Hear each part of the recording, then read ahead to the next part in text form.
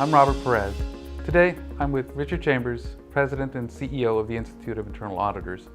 Richard recently produced a blog post on the potential for deregulation under the Trump administration and what that means for business and business risks. We're here to talk to him a little bit more about that today. Welcome, Richard. Thank you, Robert. It's good to be here. As I just mentioned, you've written a pretty provocative blog that basically is looking at the potential for deregulation. Let's talk a little bit about, do we really know where we're going to go on that at this point? No, I don't think we do. I mean, obviously the Trump administration has proposed a number of significant regulatory rollbacks.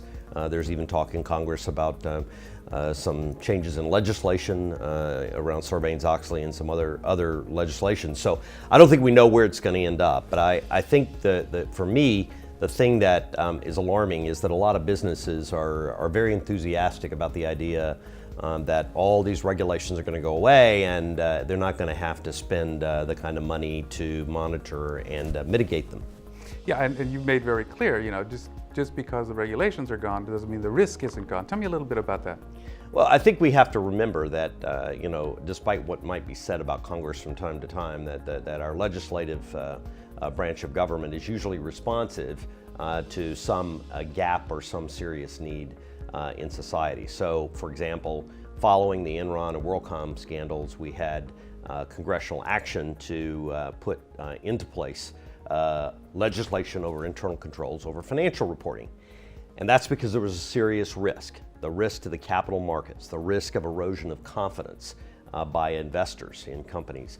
And so those risks will still be there. Even if Congress were to completely eliminate Sarbanes-Oxley or Dodd-Frank tomorrow, the underlying risks that led to those legislation or to the legislation and those regulations will still be there.